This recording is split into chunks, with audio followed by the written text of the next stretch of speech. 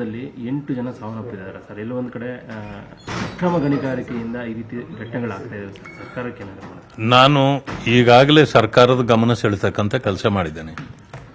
ಅಧಿಕಾರಿಗಳು ಯಾರು ಜವಾಬ್ದಾರಿ ಇದ್ದಾರೆ ಅವರು ಏನು ಮಾಡ್ತಿದ್ರು. ಎರಡನೇದು, ಇದು ಅಕ್ರಮವ ಆಗಿರ್ತಕ್ಕಂಥದ್ದು ಅಥವಾ ಅದಕ್ಕೆ ಮೊದಲು ಲೈಸೆನ್ಸ್ ಇತ್ತ? ಯಾಕೆಂತಂದ್ರೆ ಈ ಅನುಮಾನ ಯಾಕೆ ಬರ್ತದೆ ಅಂದರೆ, ಬೆಂಗಳೂರಿಗೆ ಬಹಳ ಹತ್ತಿರದಲ್ಲಿರ್ತಕ್ಕಂಥದ್ದು ಯಶವಂತಪುರ ಕಾನ್ಸ್ಟಿಟ್ಯುನ್ಸಿ ಅಂತಂದರೆ ಅದು ಬೆಂಗಳೂರದೇ ಕಾನ್ಸ್ಟಿಟ್ಯುನ್ಸಿ. ಅದರಿಂದಾಗಿ ಹೊರಗಡೆದು ಇದು ಬರೋದಿಲ್ಲ. ಈಗ ಪಟ್ಟಣ ಪ್ರದೇಶಗಳಲ್ಲಿ ಹತ್ತಿರದಲ್ಲಿ ಎಲ್ಲೂ ಮಾಡಬಾರ್ದು ಅಂತಿದೆ. ಮತ್ತು ಆದರೂ ಇಲ್ಲಿ ಹೇಗಾಯಿತು? ಅದರಿಂದಾಗಿ ಎರಡು ಸಮಸ್ಯೆ ಇದೆ. ಇದು ಅಕ್ರಮವಾಗಿ ಲೈಸೆನ್ಸ್ ಇಲ್ಲದೆ ಏನಾದರೂ ಮಾಡಿದರೆ, ಸೊ ಅದು ಯಾರು ಇದರ ಹಿಂದೆ ಇದ್ದಾರೆ, ಅಧಿಕಾರಿಗಳಿಂದ ಹಿಡಿದು ಮತ್ತು ಯಾವುದೇ ರಾಜಕಾರಣಿಗಳಿರ್ಬೋದು ಅಥವಾ ಅದರ ಓನರ್ ಇರ್ಬೋದು, ಎಲ್ಲರಿಗೂ ಶಿಕ್ಷೆ ಆಗಬೇಕು. 8 ಜೀವಗಳನ್ನು ತೆಗೆಯುವಂಥದ್ದು ಇದು ಬಹಳ ಹಗುರವಾಗಿ ತೆಗೆದುಕೊಳ್ಳೋಂಥದ್ದಲ್ಲ. ಇದನ್ನು ಇನ್ವೆಸ್ಟಿಗೇಷನ್ನು ಮಾಡಬೇಕು. ಅದು ಯಾರು ಓನರ್ ಅನ್ನೋರು ಇಮ್ಮಿಡಿಯೇಟ್ಲಿ ಆ ಓನರ್ ಅರೆಸ್ಟ್ ಆಗಬೇಕು. ಅರೆಸ್ಟ್ ಮಾಡಿ ಇದರ ಬಗ್ಗೆ ಕ್ರಮ ಜರುಗಿಸಬೇಕು. ಸರ್ಕಾರ ಇದನ್ನು ಲಘುವಾಗಿ ತೆಗೆದುಕೊಳ್ಳದೆ ಇದನ್ನು ಇದು ಮಾಡಬೇಕು. ಮಾಡಿಲ್ಲ ಅಂತಂತಂದ್ರೆ ನಾವು ಹೋರಾಟ ಮಾಡಬೇಕಾಗ್ತದೆ ಅಂತಕ್ಕಂಥದ್ದನ್ನು ಹೇಳಲಿಕ್ಕೆ ಬಯಸ್ತೇನೆ. ಆ ಸ್ಥಳಕ್ಕೆ ಬಿಜೆಪಿ ಭೇಟಿಯನ್ನು ಕೊಡುತ್ತೆ ಸರ್. ದೊಡ್ಡ ಸಂಖ್ಯೆಯಲ್ಲಿ ಸಾವನ್ನಪ್ಪಿದ್ದಾರೆ ಬಡವರು.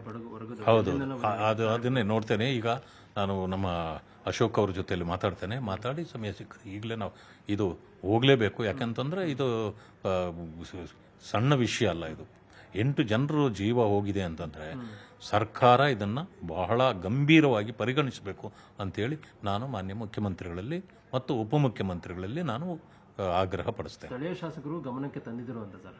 ಗಮನಕ್ಕೆ ತಂದಿದ್ರು. ಇಂದಿನ ಅರಣ್ಯ ಸಚಿವರು ಮತ್ತು ಗಣಿ ಸಚಿವರಿಗೂ ಕೂಡ ಇದೆ ಹೇಳಿದ್ವಿ. ಆದರೆ ಕ್ರಮವನ್ನು ಕೈಗೊಂಡಿಲ್ಲ. ಚಿತ್ತ ಸತ್ತಾಗ್ಲೇ ಕ್ರಮ ಕೈಗೊಂಡಿದ್ರೆ ಇದು ಒಂದು ಘಟನೆ. ಈಗ ಸ್ಥಳೀಯ ಶಾಸಕರು ಹೇಳಿದ ಮೇಲೂ ಅಥವಾ ಅರಣ್ಯ ಸಚಿವರು ಹೇಳಿದ ಮೇಲೂ ಈ ರೀತಿಯ ಘಟನೆ ನಡೆದಿದೆ ಅಂತಂದರೆ ಇದು ಘೋರಾಪರಾಧ. ಇದು ಅಧಿಕಾರಿಗಳ ಮೇಲೇನೂ ಕ್ರಮ ಆಗಬೇಕು. ಯಾರು ಇದರ ಓನರ್ ಇದ್ದಾರೋ ಅವ್ರ ಮೇಲೂ ಕ್ರಮ ಆಗಬೇಕಾಗತ್ತೆ.